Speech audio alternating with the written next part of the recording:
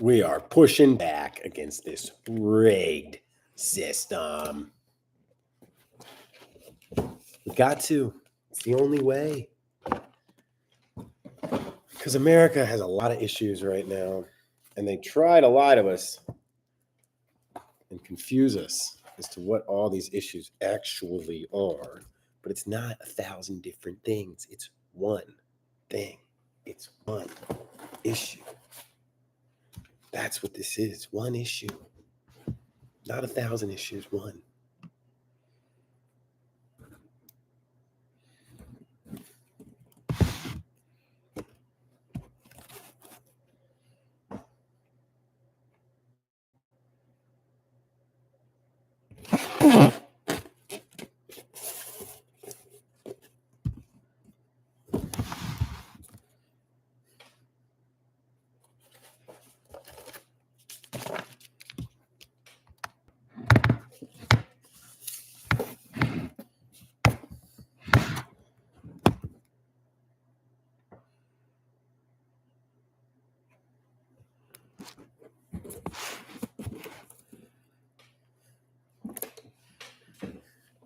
Watermelon, watermelon, get in my belly.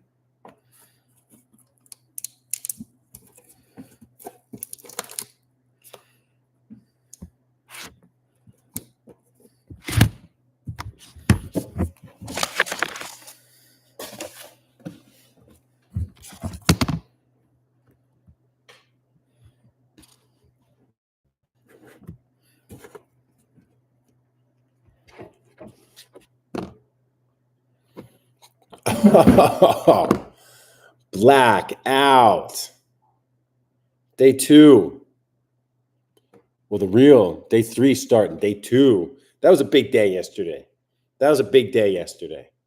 We had Constitution Day, blackout the system.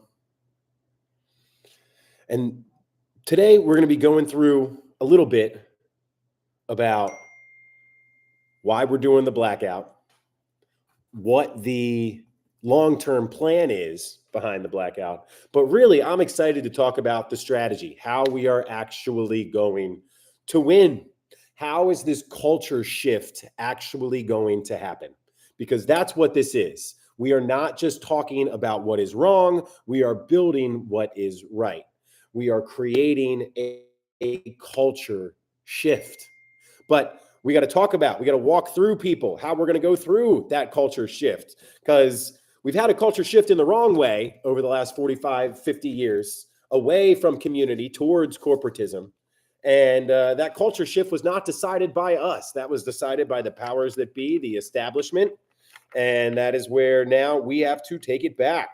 Because they have told us that there was 1,000 different issues going on in our country. But it's really not 1,000 different issues. It's one main issue, and that's greed from the people up top. And because they are so gosh darn greedy, they took over all of the levers of power, the pillars of power within our society. So we have no way to push back. We have no way for regular Americans to actually have their voices heard, because we know the politicians, they don't work for us anymore.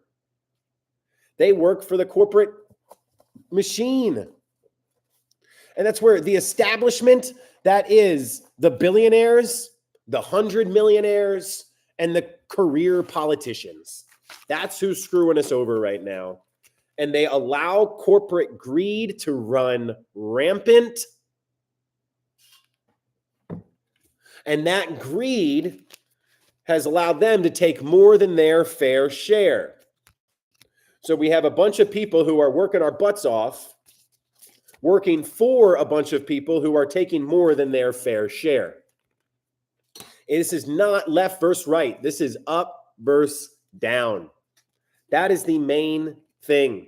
We have to remember there are not 1,000 different issues going on in our country, that each of those individual issues are there because of the rigged system. Because when a system is rigged, the problems will always be perpetuated. because the people up top, the establishment, the career politicians, the billionaires and the 100 millionaires, they don't want to fix the problems. So they allow them to fester and continue because they actually make money off of the problems, because we end up fighting over all these issues rather than realizing that all of these issues stem from one thing: the fact that the people up top, the establishment, the billionaires, the 100 millionaires, and the career politicians are taking more than their fair share. 80% of Americans cannot afford a couple $1,000 emergency. That is 80% of people who are walking down the street nervous because they know that if something happens to them, they don't have the security to fix it. They don't have the ability to take care of it. Not because they haven't been working hard, not because they're not intelligent, but because they have been getting robbed for decades. How can it be that somebody's working 40 hours a week and still has to check their bank account before they go to the grocery store? How about if you're working 40 hours a week, you should be able to easily afford food and housing. That's what this really comes down to, is that if 80% of us, number one, it's a deal. A job is a social contract. If I come work for you, if I use my time to make you money, then I deserve a little bit of security, just enough so that Lauren doesn't have to check her damn bank account after working an 80-hour week. That's what I'm talking about. When we're working 80 hours or even 40 hours, the ability to afford food and housing, we should not have to think about it. It should be easy for a couple different reasons. Number one, that's good for the individual, because if they are working hard and they are able to afford food and housing, obviously that's good for them. But that's also good for the company, because I am a business owner and I understand that if I kept all of my employees from having security, they're not going to be able to focus on their job, right? If I want to elevate the people that make me money so that they can make me more money, why would I overwork and underpay them and hurt their ability to make me money? Well, here's why. What if I owned every company in town? Right? So if I own every company in town, then I'm not going to care whether you're underworked and overpaid, even if you're bringing me money, because when you just leave, you've got to go to another business, right? Well, I own that one as well too. So I don't care if you're mad at that boss and that set of people that I put in, because when you leave and go find that new job, well, guess who the owner is going to be? Me. And that's what we are in right now. Over 85% of companies on the S&P 500 have the same 3 top shareholders. So that's the case right now. Lauren's working 80 hours a week. She wants to go work somewhere else. But when she tries to, that company that she applies to next is owned by the same conglomeration, the same corporation that they just left. So that's one of the biggest issues. They figured out if BlackRock, Vanguard, and State Street own over 85% of the corporations, well, if you are unhappy at one of your job and you have to move to another one, well, guess what? It's going to be owned by the same people. So of course they are treating you poorly because they know that you're stuck, that they own everything. Like 70% of jobs are corporate jobs in America. You think the 20-some% of people, because 10% are small business owners, you think the 20% of people that have small business jobs are leaving that to go work for a corporation? No. So we have this just like constant churn of people who they get a job, they're overworked, they're underpaid. So what do we tell them in the American dream? Go find another job. Go work hard somewhere else. But when they get that other job, the same company, Vanguard, is still the one that owns it. BlackRock is still the one that owns it. So, and if their policy across all their corporations is to overwork and underpay their employees, then how can anyone get ahead? Well, that's how you get to a point where 80% of Americans don't have security. And think about this, when 80% of us don't have enough money, what happens when that inevitable emergency occurs? Because it's like the biggest lie, one of the biggest lies they've told us is that if somebody doesn't make enough money, that it's their fault. But really, somebody working 40 hours a week should always be paid enough for food and housing. Number one, because if we had a free market and that same damn corporations didn't own everything, then they would have to pay a living wage. Because if not, we would just leave and go work or shop somewhere else. But they own everything, so they don't have to pay a living wage. And what we have not realized is that the lie they have told us, the most insidious lie, is that when somebody is being paid less than what they're worth, it's only that person's problem. But I think we are all finding out together that when somebody is constantly underpaid, that when 80% of Americans are underpaid and don't have enough money for a couple $1,000 emergency, that when that emergency happens, because when 208 million people don't have security, something's going to happen to one of them. So when that emergency occurs, we all pay for it. That's really the big deal.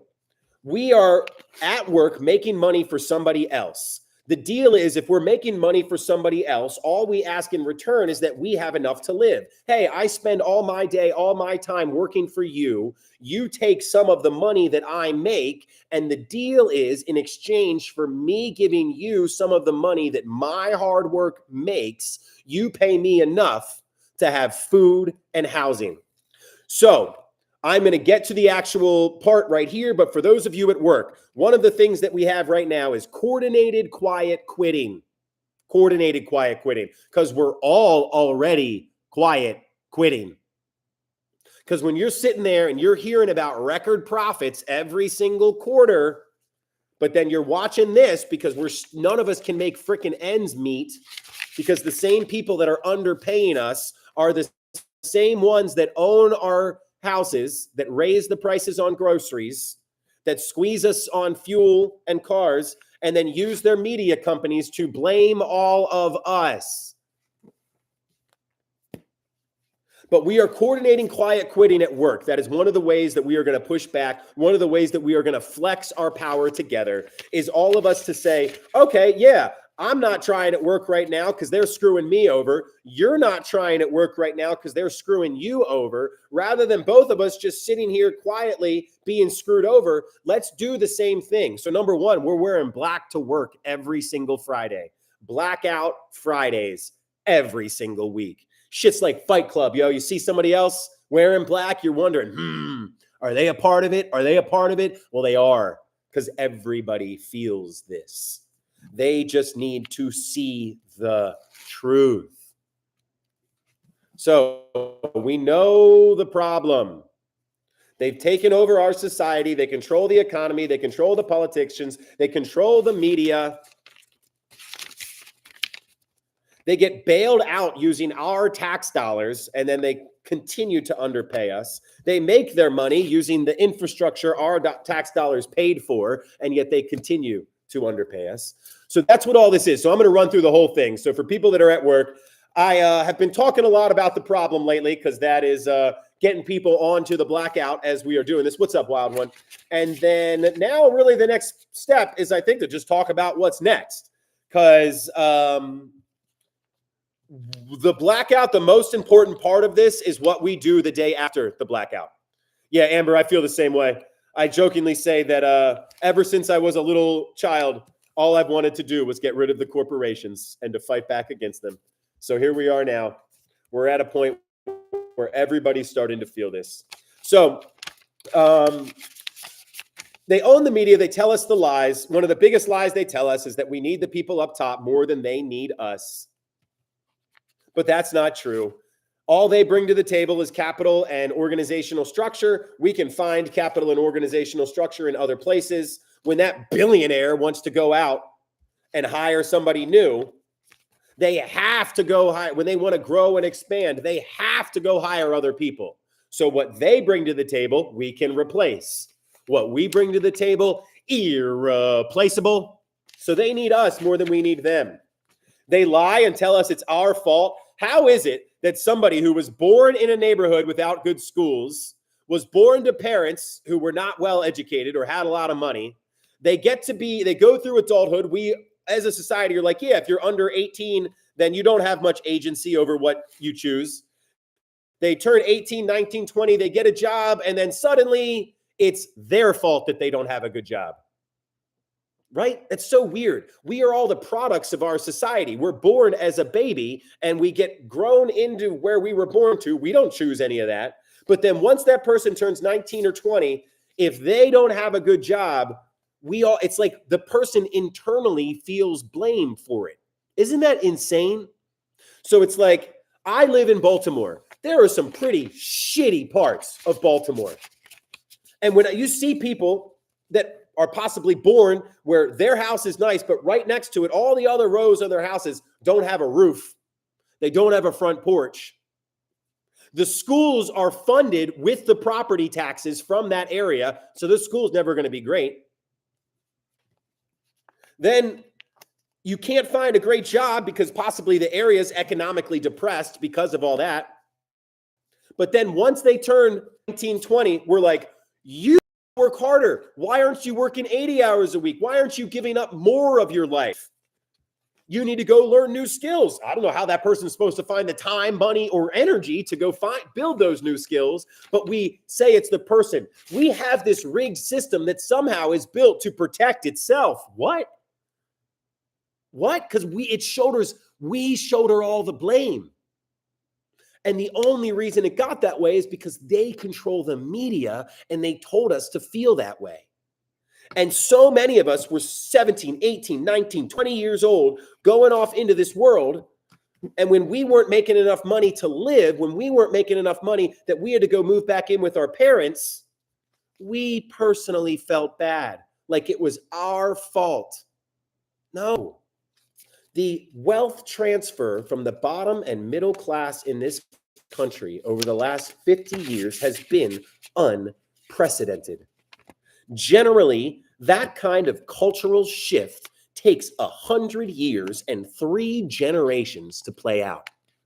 Well, between me and my parents, that's how it played out in this situation. Because Americans under 40 are the first generation in our country's history to be worse off than their parents. And when it's 80% of people who are working hard and still can't get by, that is not 80% of people forgetting how to budget. That is not 80% of people being lazy. Well, I'm going to tell you how it's going to go, Sammy, because we're stopping this shit right now.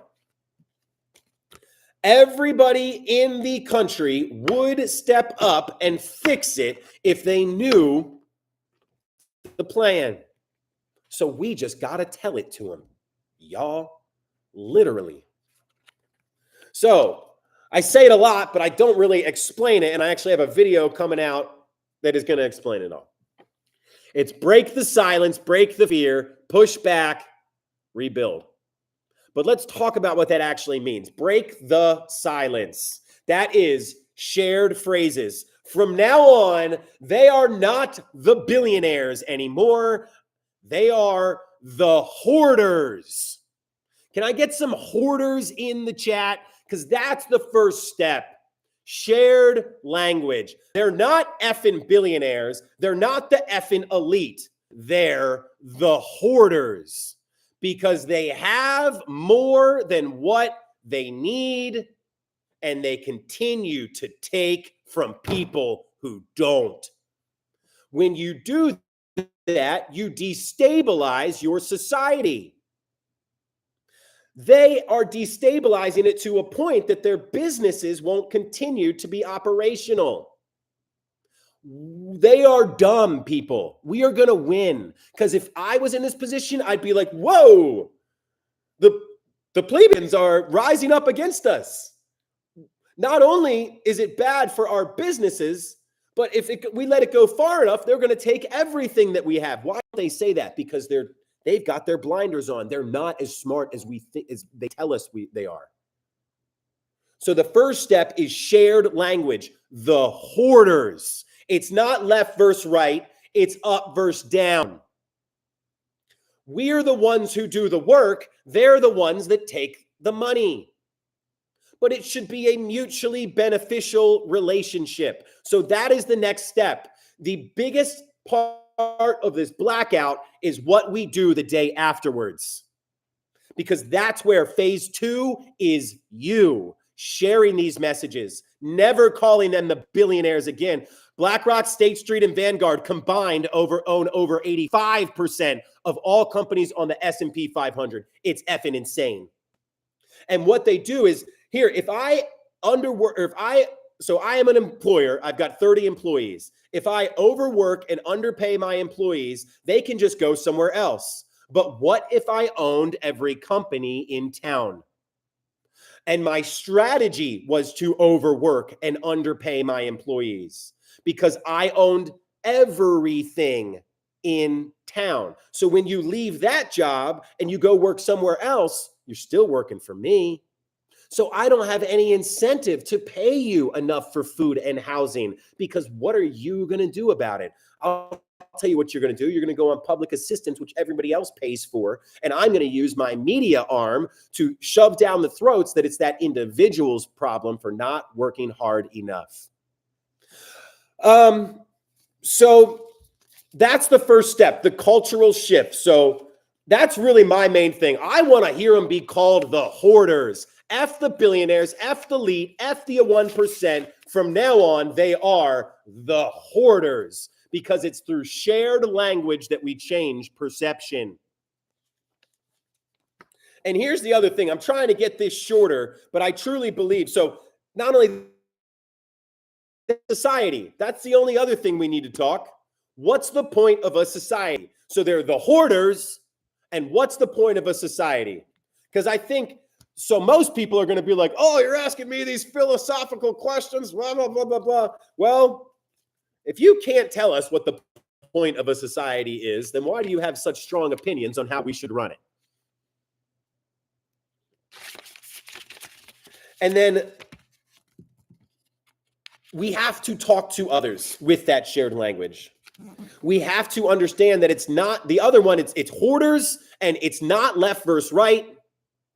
It's up versus down. If we can remember to keep doing that, because what they're going to do is they are going to point to 1,000 different issues going on in our country, 1,000 different fires. We need to make sure to keep pointing back at the people with the flamethrowers. That's really what this step is about. Because what it is, so let me go through the steps real quick, and then I'll explain each one.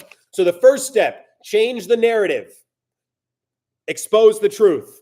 That's what breaking the silence is, changing the narrative. You do that through shared phrases. You do that through proof of momentum. You do that through not just talking about what's wrong, but what's building what's right. And then you also codify the changes that you've made. One of the groups we're working with, Money Out of Politics, where before I really started looking at all this, I was like, F politics, F the legislation. We are going with people power.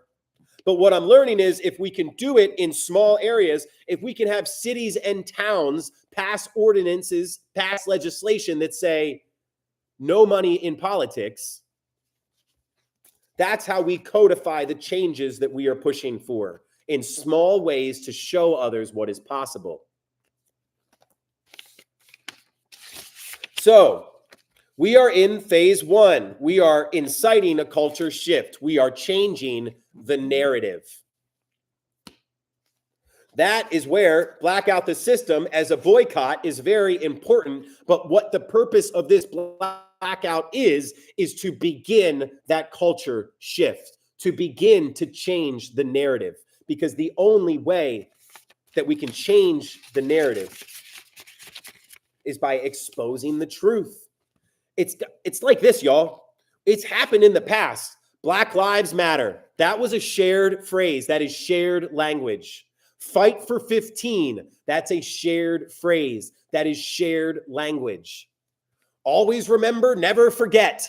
Shared phrases, shared language. That is how we change our culture. Yeah, Dave, if you are looking at any individual retail and believe that that is the sign of whether this is a success or not, then you are not understanding the idea behind this cultural shift. Of course, a single boycott or blackout is not going to affect this rigged system that has taken 50 years to entrench itself. But what it has done is it started going mask off. As Tiffany is saying, we all effing feel this. So it's not about, well, did this happen right away? Because we're not fools. We don't think that we go to the grocery. Here's the thing. Dave probably is one of those people that thinks if you go work out really hard for a week, if you go work out really hard for 24 hours, then you're going to be fit, right? Oh, let's just go do this thing really short. No, not at all. It's about changing your habits long term. And every single one of us, the goal is all 117 of us, 115 of us, to go and talk to one person a week. One person a week. And I'll say it right now. If somebody points fingers left or right, if somebody truly believes that one side is the problem, then you've believed the lies from the media. Because whether it is Biden, Obama, or Trump, both parties are two sides of the same coin, and that coin is in a billionaire's pocket.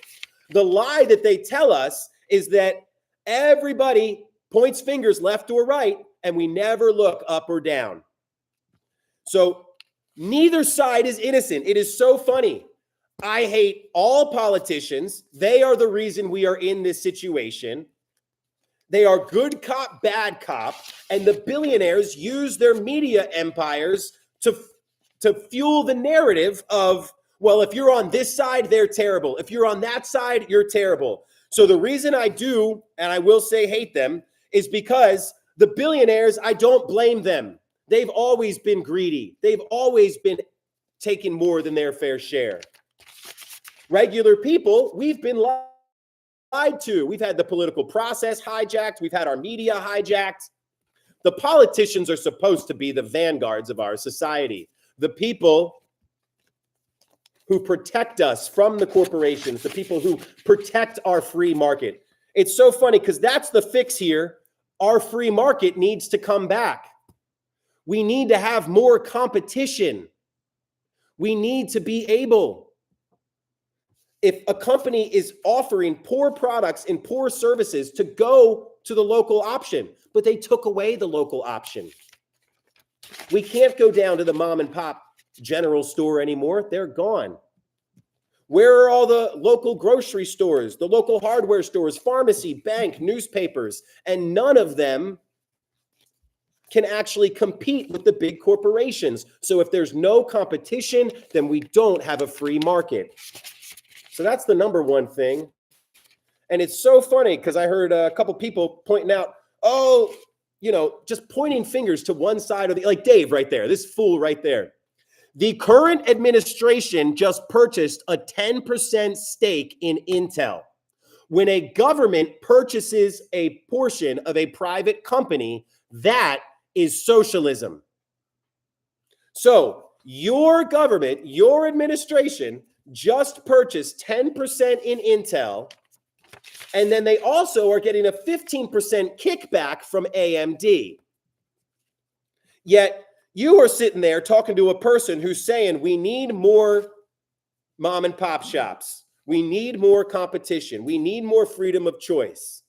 The billionaires and the 100 millionaires have taken over our economy. They dominate it completely.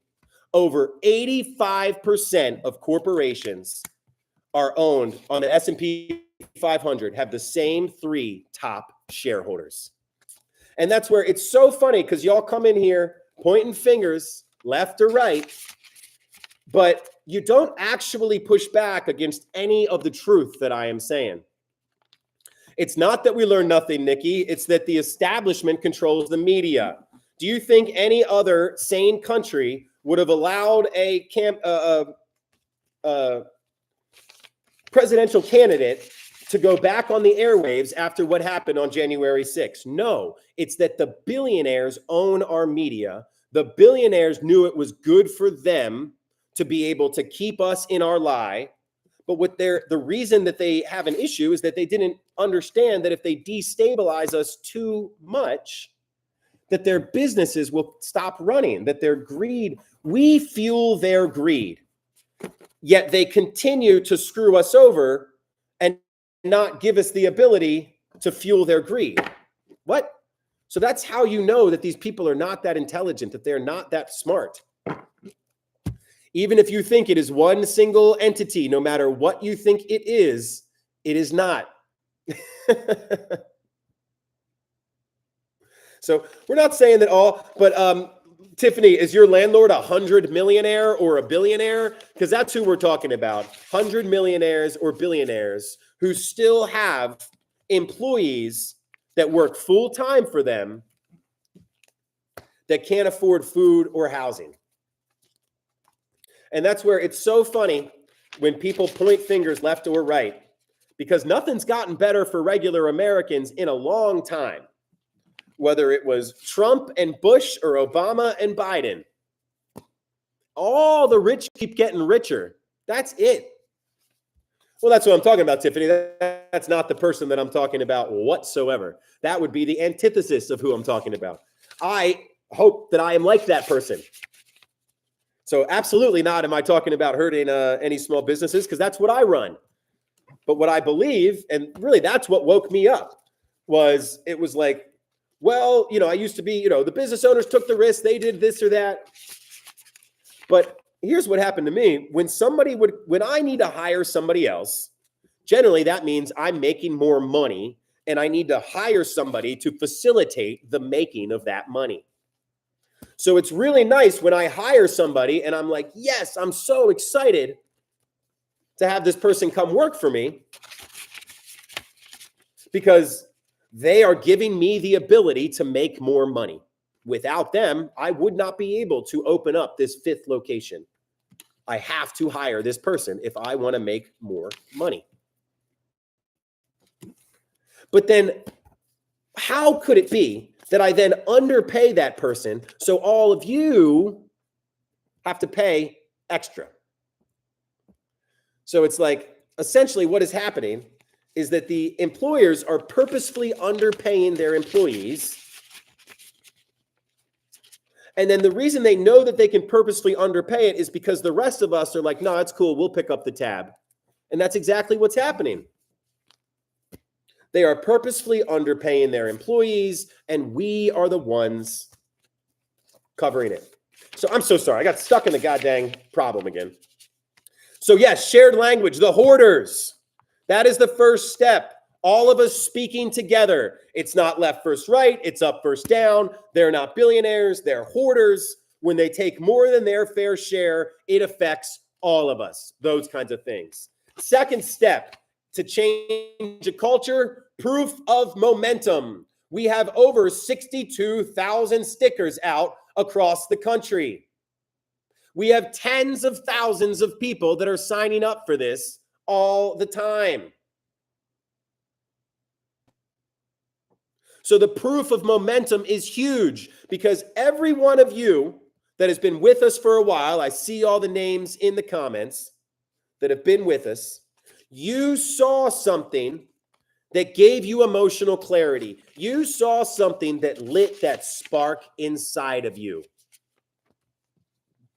And what we need you to realize is that the more of you that put out these stickers, the more of you that put out these videos, the more people the more content creators that we get to spread this message, other people will see that same thing. They will have emotional clarity that leads to a spark, and that's how this grows. This shit doesn't run on vibes. We are stacking receipts. It is stacked impact. One of these stickers doesn't do much, right? One little sticker. What about a little bit more, right? Add a little bit more to it. And then what if the goal was every single one of us went and told one person a week? That's all this needs to do for us to win. We have shared language. They are the hoarders. We have proof of momentum. We put up the stickers. We wear blackout on Friday. Blackout every single Friday. We start ratcheting up the pressure. We coordinate our quiet quitting. We are all already pushing back. We're just pushing back alone. We have to coordinate our quiet quitting. So, y'all, we got another one here who needs a civics lesson. Oren Rudy's is probably trying to make a cheeky joke, but really you just look silly. Because we're coming in here saying that it's not left versus right, it's up versus down. That the solution to this is more competition. And you're sitting there like this honest question, well, what was your implication then? So it is shared language, inciting a culture shift, using proof of momentum. And then it can't just be, pushing back with stickers. We're also pushing back at work. Well, it's just a lot of people come in here and ask what kind of ideology we are espousing, and then certainly pigeonhole us into one thing, whereas I believe that most people have, not too much clarity on the positions that need to be taken. Okay, then too bad. So it is a narrative and a cultural shift, then pushing back at work. That is really the biggest thing, is we have to understand that the disease is greed. The disease is greed. Everything else is just a symptom. So if the disease is greed, how do we push back against it? Well, it's our hard work that fuels their greed, right? It's our hard work that fuels their greed. So what we have to do is get people to realize that they need us more than we need them. And that's how we push back. Prolonged pushback, a general strike, all of us coming together saying we are done with this. But in order to do that, we have to build the systems that provide us security. So we can't just talk about what's wrong. We have to build what is right. That is the main point, is we have to show others what this system will look like. And that is the only way that we are actually going to overcome it. Because people will only start coming to our side when they see that we're building it. If you build it, they will come. If you build it, they will come. So one of the most important parts about this, Bach, is the way that we talk about it, is the way that we talk about this cultural shift. Because if so many people kind of come in and say, get rid of the monetary system, I don't know if many people are going to be like, yeah, tell me more. So it's not left versus right. It's up versus down. It's hardworking Americans against the people that are exploiting us. The side that we are on is if you have less than a net worth of $100 million. And it's really not even that rich people are the problem. It's rich people who have employees that are on. Yes, resource-based economy sounds much better than what you were saying. That sounds incredible. I can get on base with a resource-based economy. But when you add the destroy the monetary system on top of it, then my brain is like, ah. So that's all I'm talking about, is the language that we use is so important. And that's where these shared phrases come in. In fact, Bach, what we're actually doing is we're coordinating national pushback for maximum local impact. We are trying to shift people away from corporatism towards community. Oh, this is where it kills me, Ariane. We are not in a capitalistic society. So I just have gone over this for the rest of this live, but we are not in a capitalistic society. So the number one thing that you can realize is I can't believe you just said socialism, because our government literally just purchased 10% of Intel. Okay, but even in a democracy a government only owns portions of private companies, and that's called socialism. So you literally just called me for socialism when our government used our tax dollars to purchase 10%, but it's not socialism. What it is we are getting rid of this crony capitalism, and we are moving towards a community-based capitalism, because generally we want places where the owners care about the community. That's about it.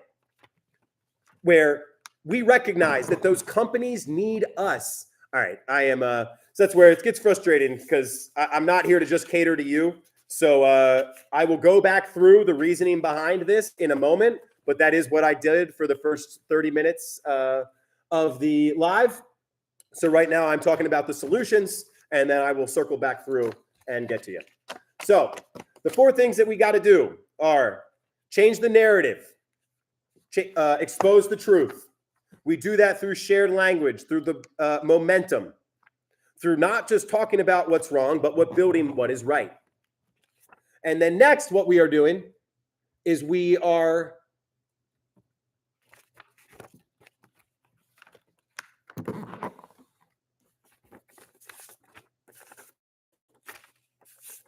pushing back.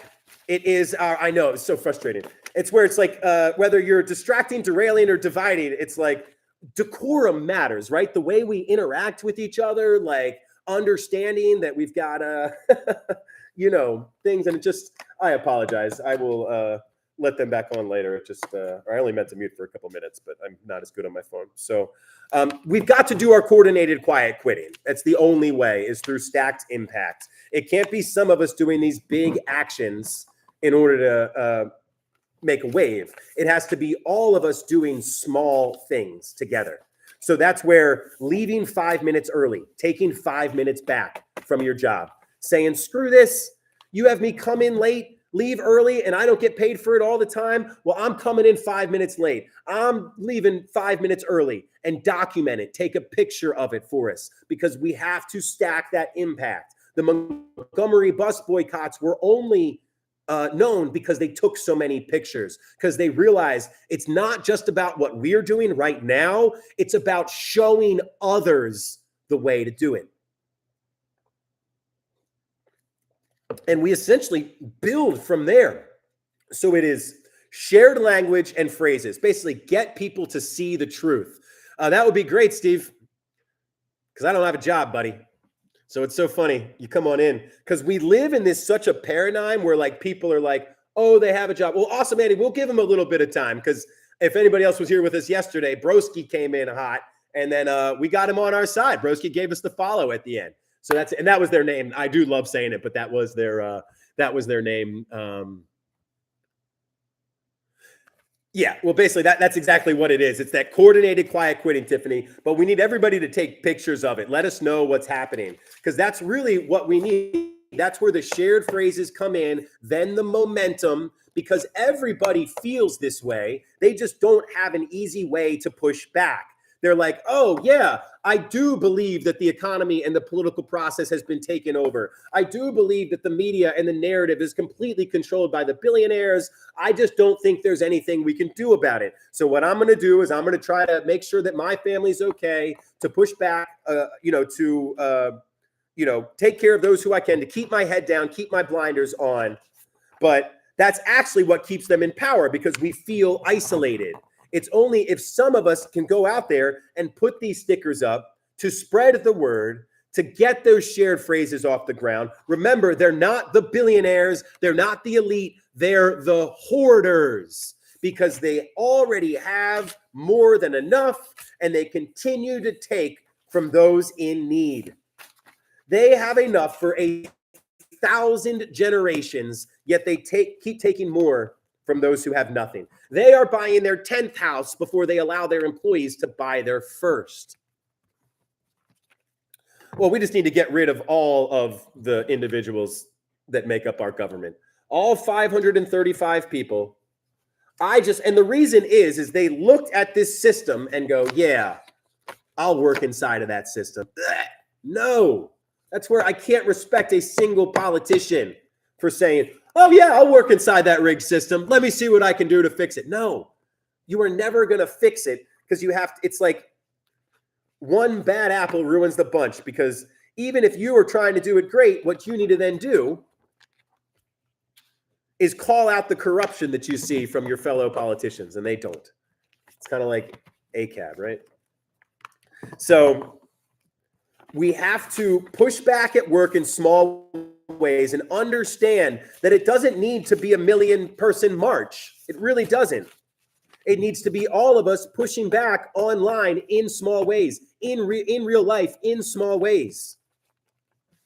That's where having 50, 60,000 stickers out across the country, having tens of thousands of individuals already backing this, all we need to do is we're saying, we're ready. Are you? Let's do this. We've got a plan. We've got a way to push back, because the main thing is we can't just push back. We also have to build the security that we need, because that's what's happened, right? The system does not provide us security. So that's why we are all so screwed right now, because none of us have security. So then how are we going to take a long strike or take the measures that we need to push back if we don't have security? Well, we have to build that security. That's the only way that we can actually push back for long enough in order to overcome the rigged system. What's up, Barb? That's how we have to do this, is by saying, yes, I will put stickers up on a Monday, and I'm going to the community garden on a Wednesday. I go to the overpass signs on a Friday, and I take part in my community group on Sundays. Well, that's where, if this wasn't the way to do it, they wouldn't be so scared about it, right? If words didn't matter, they wouldn't be censoring us so much, because they realize that when they have been altering reality through the narrative and through the media for so long, that anybody that comes in and actually shows what's real, they're a threat. And that's what it is. We should realize that they are running scared. And it absolutely is. Both parties are two sides of the same coin, and that coin is in a billionaire's pocket. The politicians are just middlemen for the 100 millionaires and the billionaires. And that's right. We have reached an inflection point, Robin. So many people, the silence is breaking, so soon the fear will break. The shared language is coming. The proof of momentum is there. The next step is all of us pushing back in ways that we know will hurt. That is combining our consumer and economic power. We don't shop there. We don't work there, because the only thing that fuels our greed is our hard work. The only thing that fuels their greed is our hard work. And if their greed is the only thing that matters to them, if their money is the only thing that matters to them, let's take it away. That's another one. Corbin, we're talking about shared phrases, and I almost said that because I think that's going to be the one. It's like, no, I'm not left or right. I'm an American, because left or right has become so toxic. I literally try to go in these other spaces of people that think differently and have these questions, and the first thing they ask, who did you vote for? And all they're trying to do with that question is to break us apart. It's so annoying. Well, no, Tiffany, we actually do need to continue voting, because we understand that the process is just us. We are the process. So we obviously, the federal doesn't, work as much. Local and state, oh my God. So that's how we do it, because Money Out of Politics is the group that we're working with to push this legislation. And I said the same thing at first too. I said, screw that.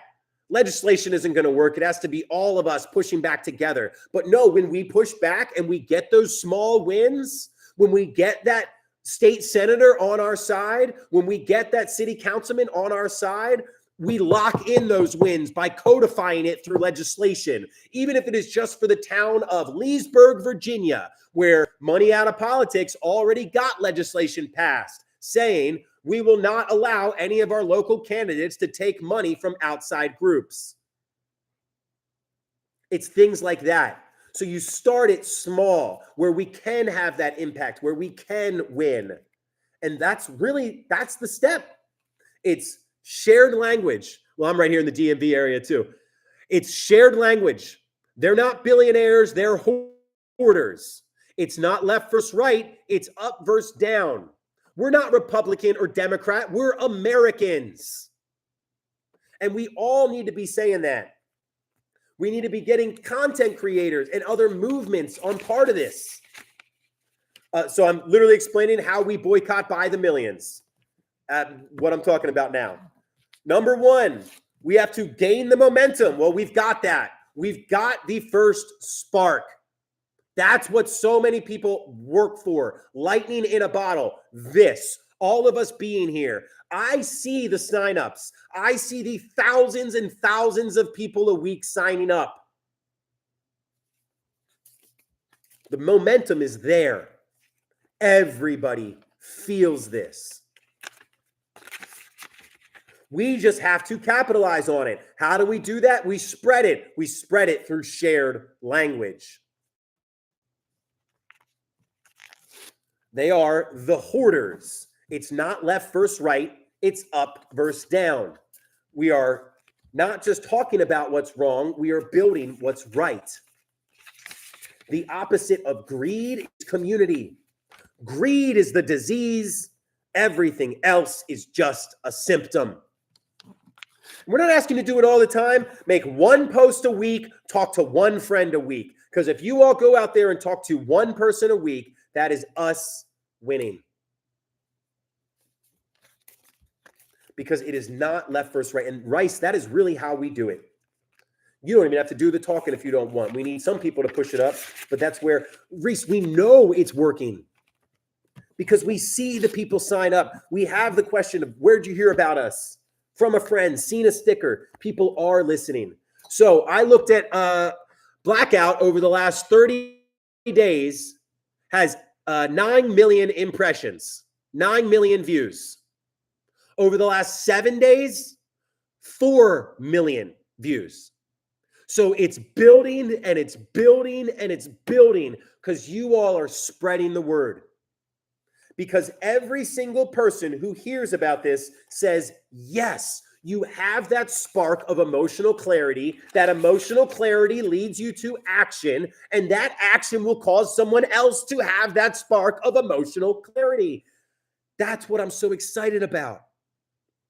You saw a sticker, so they order a sticker. So then the person that saw a sticker puts it up. Somebody else puts up the sticker. That's how we win.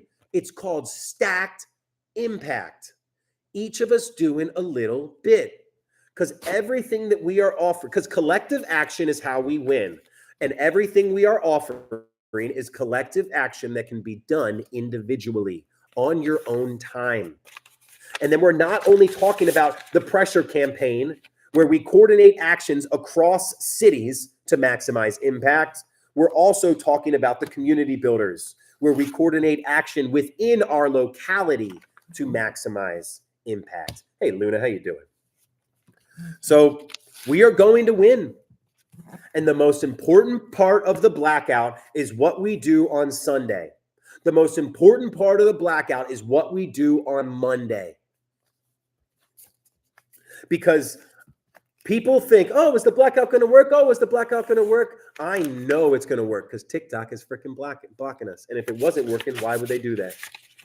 I know it's going to work because I know that all of y'all who are going to be at the meeting tonight, every Thursday at 8:30, that when this blackout is done, that we will be building community the very next day. That we will be back there. Yes, it is great to have these joyous moments where we all come together to tear down the wall.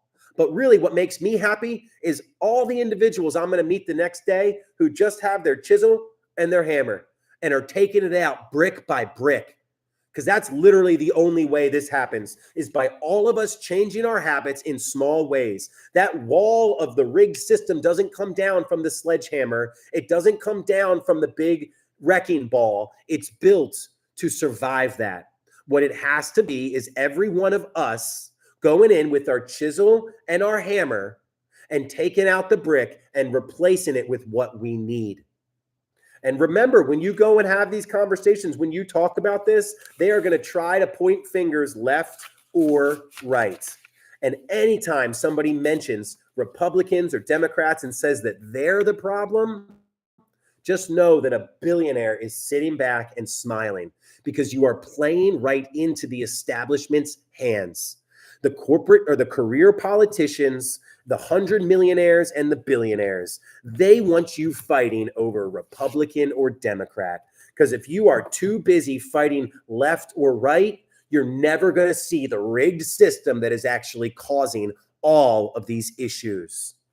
And that's really the biggest lie that they have told us, is that it is somebody else's fault. What they do is they come in and they whisper, it's that group's fault. It's that group's fault. And then they sit back and smile as we fight amongst ourselves. It's like this, y'all. America is a house.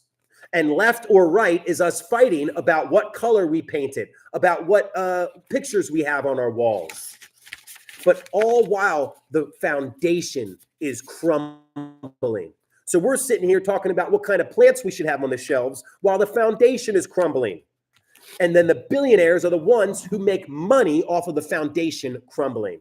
So if we seriously come in and say, it's that group, all of these problems that we see, oh yeah, it's definitely one group, because the media company that's owned by the billionaires told me it was that group. So it's got to be that group, because this media wouldn't lie, because when my parents listened to it, it was actually a free institution.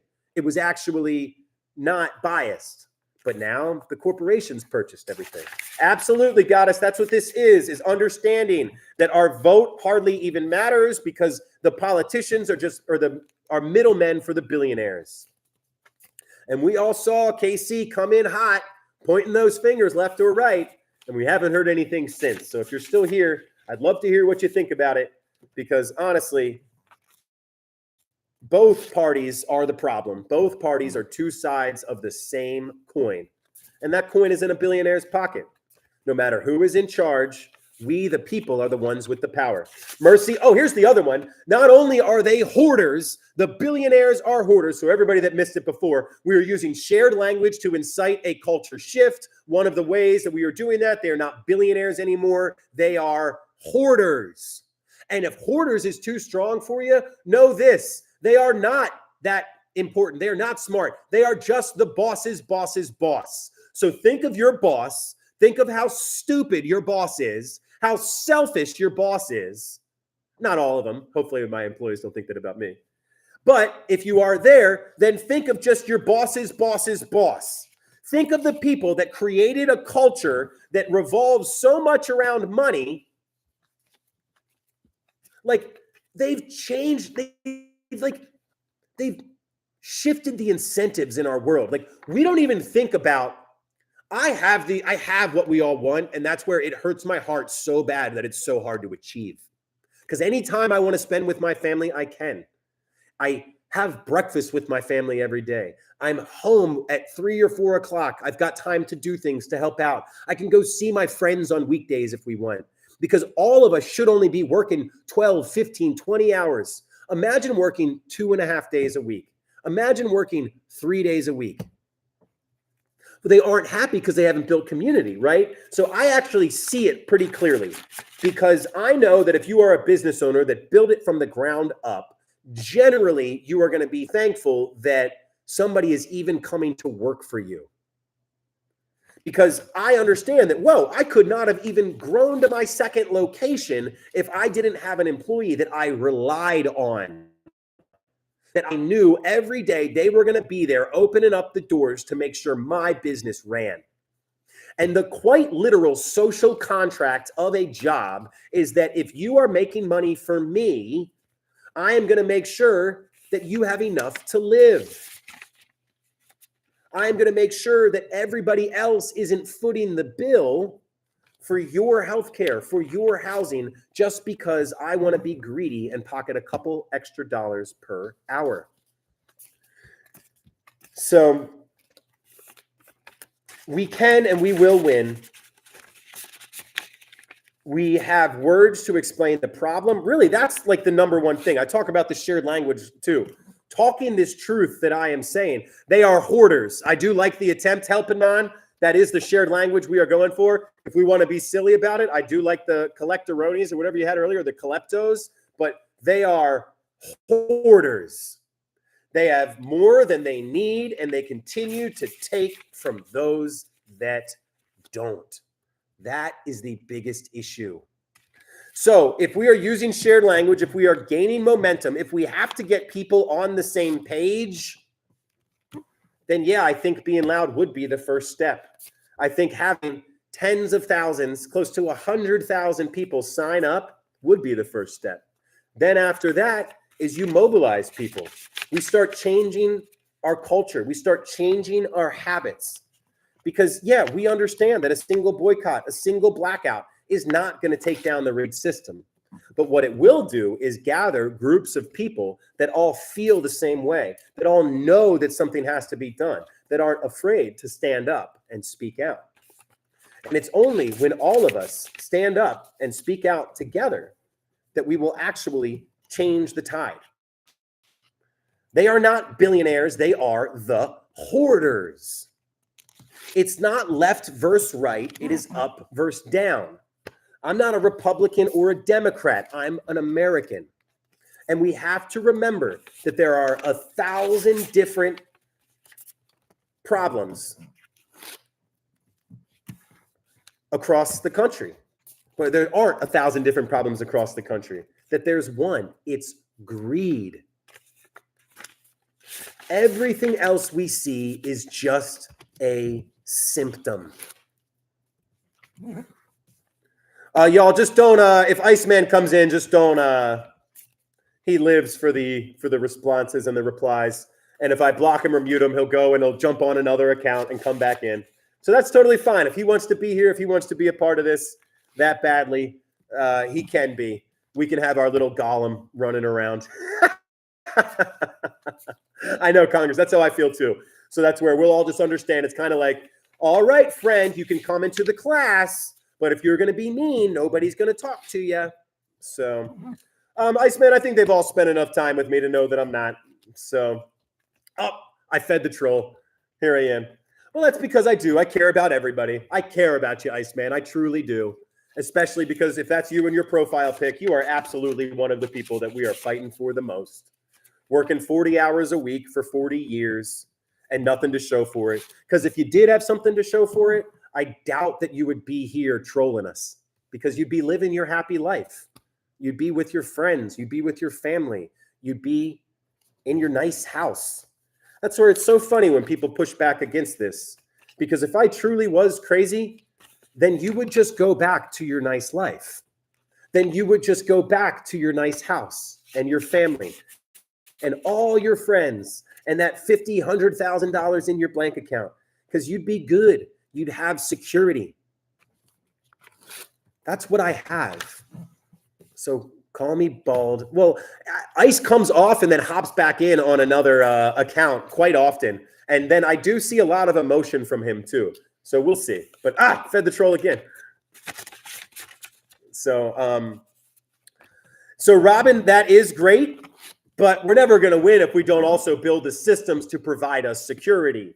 What's happening now is just a symptom of decades of greed.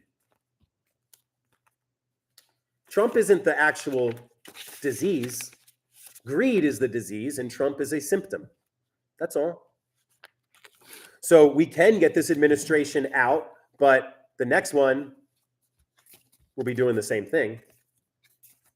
Because, I mean, I believe that the corporate bailouts I mean, I know the corporate bailouts was under a Democrat. And it's not like it was even like, all right, make sure you pay your employees because a strong middle class. It's like, no, here's all your money.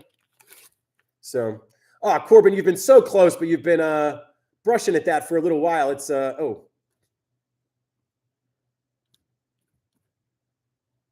is going to get you a little mute there for just a few minutes because it's not one single group. That group that you are discussing, Broski, good to see you. That one single group that you are discussing is also a result of the rigged system. So if you are just pointing your finger, not anti-government altogether, I'm anti-greed, and this government doesn't have any guardrails against greed.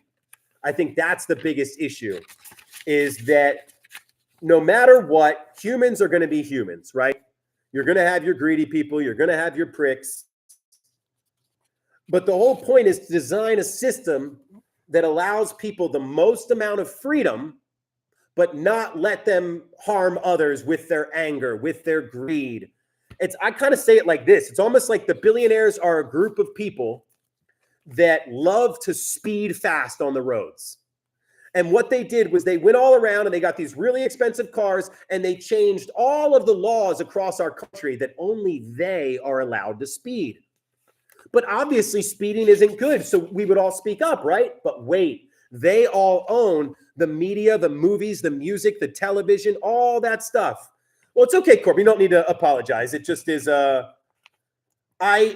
We are agreed in a lot of what you're saying, but it's like if we literally, so it's almost like there are a bunch of fires going on here, and it's all the assholes with the flamethrowers keeping the fires going. Now, there are some pretty big fires over here. But if we got rid of these people, then we would be able to figure it out. It's just that they've got these flamethrowers hitting it all the time. So I cannot remember where I was at. So, but that's where the hope should come from this community. The hope is coming from this community.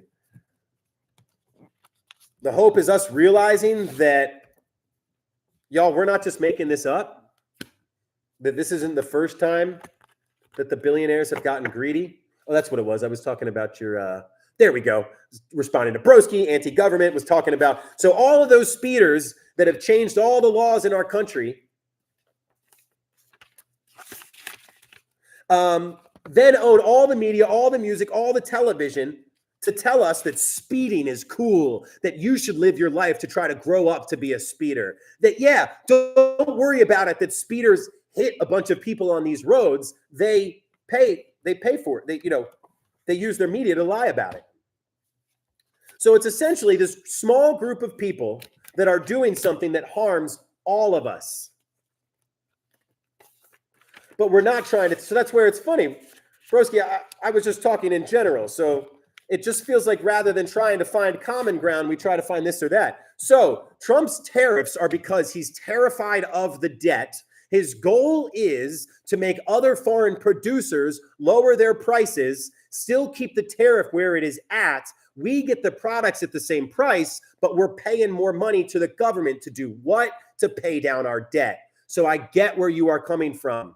But honestly, the actions that we have now, that situation that I just told you, we're hoping that the tariffs cause other countries to lower their prices so that Americans continue paying the same price for, but except now $5 goes to the producer and $5 goes to the government in order to pay. That's a pretty much of a long shot.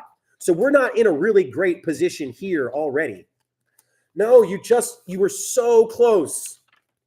You were so close. So we pay the tariffs, Broski. That's what I don't think you get. So we pay the tariffs. Small businesses that order shoes have to pay tariffs on the leather if that's what they order. So here it is, an electric car from overseas. There is a $30,000 electric car from overseas. But if one of us Americans buy that with 100% tariff, we pay $30,000 to the electric car maker, and then we pay $30,000 to the government. So all that I'm doing, though, is you are saying that we have to watch out for the Chinese. I am saying that the tariffs are in a response to the Chinese owning a large majority of our debt. The tariffs are the last ditch effort, the home run swing to try to pay down our debt.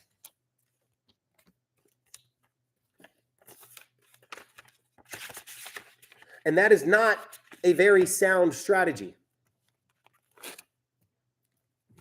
Because what you said is the truth.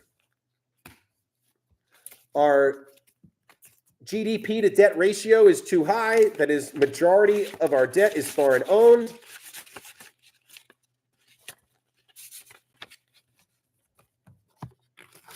And we have to come back to a system that works for Americans because we are paying taxes to the government.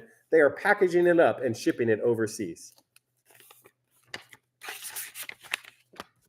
So it is all of us that have to come together to recognize that our power comes in not just our consumership and not just what we buy, but our hard work. It really is our hard work. Well, that's why this is going to take so many years to decouple, Joy, because even if you are buying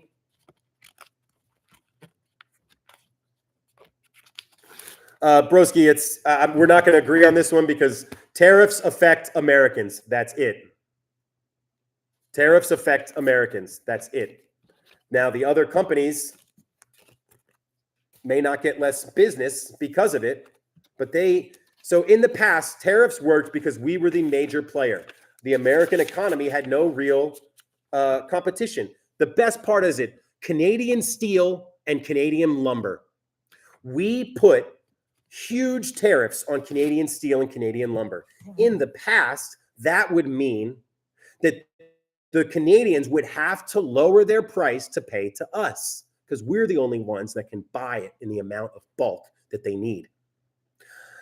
Trump has screwed this up so bad because they did not calculate that we have a major competitor now. Do you know who is the country buying up all of the Canadian steel and the Canadian lumber? China is. So we're shooting ourselves in the foot. You're sitting there just hoping that American steel will come back. Meanwhile, China is stockpiling all of the lumber where are all of our houses that need to be built right now? All the wood that we need is getting purchased by China. And then meanwhile, let's talk about the data centers and these billionaires because we are using less energy and paying more for it because they are taking the majority of the energy. So all of our prices get higher. It's just insane the way we are shooting ourselves in the foot, where we have needed to build more housing in this country for decades. And then what do? Rather than figuring out a way to partner with one of our closest allies to get the wood that we need to build those houses, we become adversarial with them and allow our ultimate biggest competitor to purchase everything that we need to be a developed nation. So that is what we are pushing back against. We are going to win. It is not a question of if, it is a question of when and by how much. They're eating our lunch because we have a puppet in charge, and they're eating our lunch because the corporations for decades have eroded our political process. We should all have the same answer to what is the point of a society. That is what they have gotten, because it's like, even if some of us say that the point of a society is freedom. Some of us say a point of a society is security. Some of us say a point of a society is all this. Broski, you're right. I should not have said that. All of our politicians are puppets. Every single one is in the pockets of the billionaires. It's just extra hard for me when it was this president that had 10 billionaires sitting behind him at his inauguration. Name another president where every single billionaire that they ended up giving a sweetheart deal to is sitting behind them. If you actually look at the 10 people, the 10 hoarders that were sitting behind the president on January 20th, it is really only their 10 companies that are doing well in the stock market. Every other company is down. The 10 companies that paid fealty to the man who wants to be a king, all of theirs are up. So when a president chooses who is going to sit behind them at their inauguration, they are signaling to the rest of them the rest of us who is important to them. They are signaling to the rest of us who matters to me. And when you have the people who are literally exploiting us sitting behind you, they don't have the best poets, the best athletes. They don't have our young next generation behind them. He said, the people I'm taking care of are the hoarders, the ones that are already taking more than what they need from all of you. They're the ones that I am lifting up. And that's really the saddest thing in the whole world, because then that same person's administration goes and buys a piece of a private company. Our government took our tax dollars and then went and purchased a company with that tax dollars. Isn't that picking winners and losers? But the world juror, you lost me on the second one there, because you are going to lose people like Broski when you say that, because he is literally just the symptom. Greed is the disease. Everything else is a symptom. We had to go through the fact that every single mom and pop shop, there are no local companies that can compete with the big corporations. That had to happen first. All of the media is owned by just 3 corporations. They control the entire narrative. That had to happen first. You think if we actually had independent journalism that they would allow something like January 6th to happen and then platform that same person? No, look at Brazil.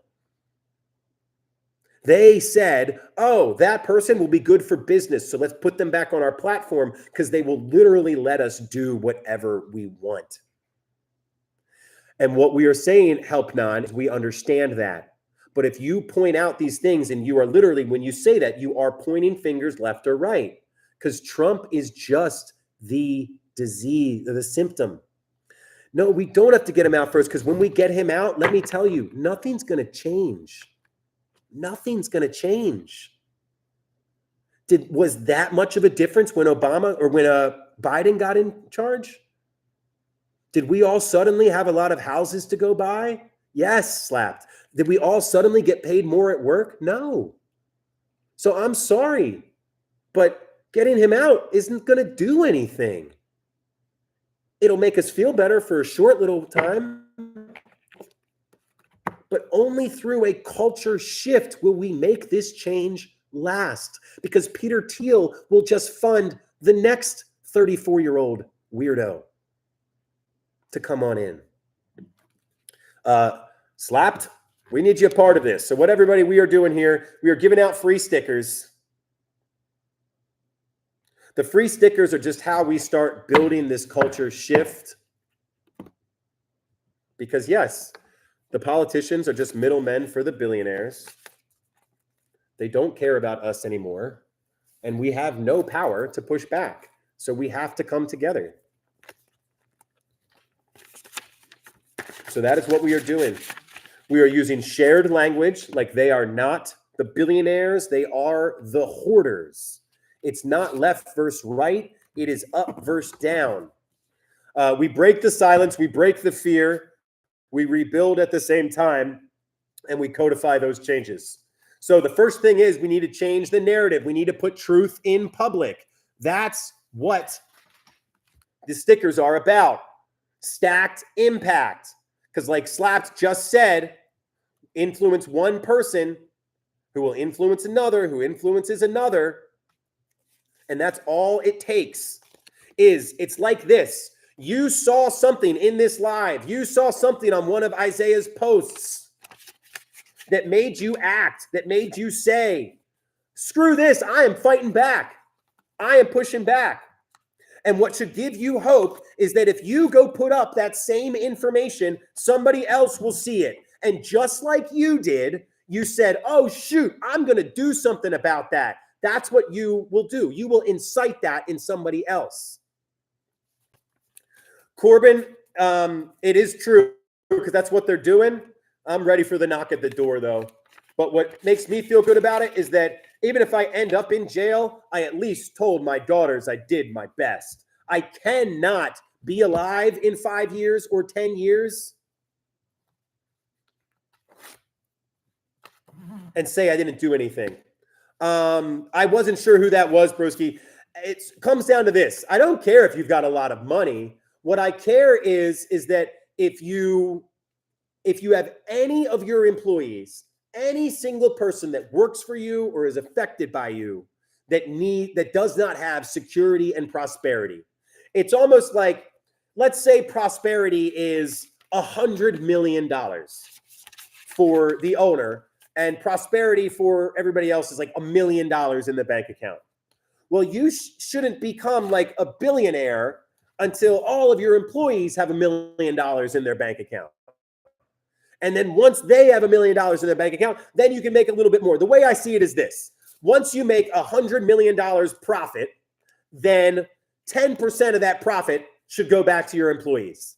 Once you make $500 million profit, remember, this is profit over and above operating expenses, then 25%, because the only way you're able to make that much money is because of your employees. So if they're the ones doing the hard work for you, we call it the fair share fund. So it's like, not that that is like the perfect thing, but that's just the idea of what it is. And we are the ones who figure out what the threshold is. And really we say, hey, billionaires, we think, what the innovation you're doing is great. Da, da, da. What we don't like, though, is how you're screwing over all the people. Not at all. It's simply guardrails against greed, broski. Just like you can't go and punch anybody that you want. You can't just go and say, I'm going to pay you so little that you can't afford to live. Because when one person is underpaid, it affects all of us. So I guess, yeah. So broski, what do you think the point of a society is? That's what I'd like to ask you. What is the point of a society? Because it sounds like to you that maybe it's a few people that get super rich while the rest of us are barely struggling to get by. Because when I just mentioned something like, oh, well, if somebody has $1 billion, then their employees shouldn't be struggling for healthcare or housing, because not only would that not happen in a free market, because if the employee was working for somebody with $1 billion and you actually had the ability to go buy, so safety, support, health, there we go. So 80% of Americans don't have safety. They don't have support. They don't have health. So if 80% of people don't have the things that you say a society should provide, then shouldn't we figure out a different way to structure society? I'm not saying that capitalism is the worst. I'm saying that unfettered greed is how we got here. Let me give you a personal example. My employees all make over $35 an hour. I could pay them $20 an hour less, pocket $20 an hour per employee, and then all of those employees would have to go on public housing, which you would pay for. So safety, but you said support and health. So wouldn't safety, number one, be the ability to eat? Wouldn't safety, number one, before it's military or police, wouldn't safety be a house? I would rather people have a house before we have a bunch of homeless people and a bunch of police around them. That's really where the difference comes in. Because isn't like support, safety, a house? Wouldn't safety be knowing where your next meal is coming from? And then broski, if people had those things, wouldn't they not be so obsessed with themselves? But it's not personal spending.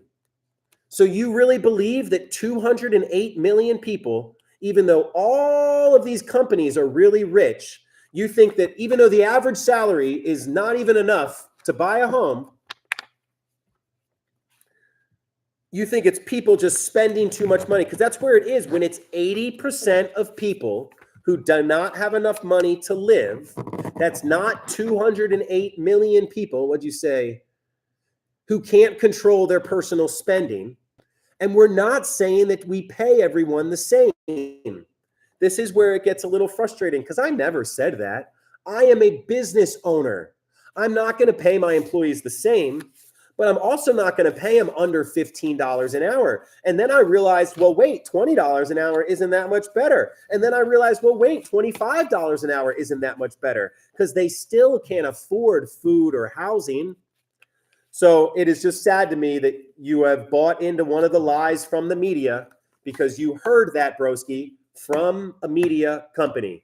That media company was owned by a billionaire, and those billionaires are the ones who are purposefully underpaying their employees. But what they told you, broski, is that when they underpay an employee, that it only affects that person. But in reality, it affects all of us. Because if they choose to underpay their employees, that's exactly, if they choose to underpay their employees, then that affects all of us. So I don't think personal finance is part of it because we've got more tools, more education, more people. No, you're not at all. I just, I'm human too. So I'm going to, feel like I'm saying the same thing over and over sometimes. No, I really appreciate you, broski. It just is when it's 80% of people, like surely you know somebody who's working hard and isn't getting ahead. I have two friends that are both teachers that they're one of my only people in the friend group that are still living in a small ass apartment because they can't afford to go out. I don't think that my two friends who are teachers have any kind of issue in regards to budgeting or spending. I know for a fact that they are not the only ones in that situation because my business works with a lot of underprivileged people. And so I see people literally working 40. We had somebody in here saying that they worked 80 hours a week and we're still checking their bank account. And what we have to understand is that everyone is a product of their society. If somebody can't find a job in their neighborhood, well, they were born in that neighborhood, right? They didn't decide where they were born in. And maybe they can't find a job is because they went to a bad school, but they didn't choose what school they went to. They didn't choose to be born to parents who didn't have an education, who didn't take part in their education. So it's like we are all a product of our society. We are babies that needs to be taken care of. Our parents are stressed, overworked, underpaid, can barely afford childcare, then send us away to school. Then we are completely taught by that education system. And if we are not in a system that is based off our home values, and if that system doesn't teach us well enough, then we can't go out and get a job. And if we can't go out and get a job, we blame that person. What? So it's like up until somebody's 18, 19, 20, they are completely under the control of their community, their neighborhood. But then it's like once they're at 8, 20, 21, we're like, well, go and better yourself. It's like, well, my parents don't have any money, so I have no safe support or social safety net. I went to a poor neighborhood, so there's no jobs around where I am. I'm barely scraping by right now because this crap job that I have working at a gas station isn't even paying me enough to live so that I could be able to gain some skills and some security to grow. So what is that person supposed to do? So we are a product of your environment, but that doesn't mean you can't shape it. That's exactly what it is. It just is we have to recognize that the majority of us, I am successful because I got all of the advantages that one needs to be successful. I had security growing up. I was able to have access to education and being able to travel to find a job. I used that job in order to build security and a safety net. And I used that security and a safety net to take a risk. And even then, I knew if my security and my safety net didn't pan out, I had my family. So it is all about having these advantages to be able to take the risk to innovate. So that's where it is very difficult. But Nanya, that's kind of what we're talking about. I don't care the difference between a want or a need. Everyone should have enough security to live life. We shouldn't be like, oh, you don't deserve coffee. You don't deserve avocado toast. It's like everyone should have enough for food and housing, because we shouldn't say that a person's value or worth is dependent on how much money they make. It's like, no, you deserve to feel good about things. No, you deserve this and that. I know. So it's kind of like, because really a want and a need is kind of like, well, it's a mental health thing almost. And obviously, you don't spend beyond your means. We are building a community of people that are changing their habits long term. But we also want people to live life, not barely scrape by. So I got to get going, everybody. I love you all so much. Appreciate everybody being here. I will try to be back on later. I'm dropping a video later. It's coming on.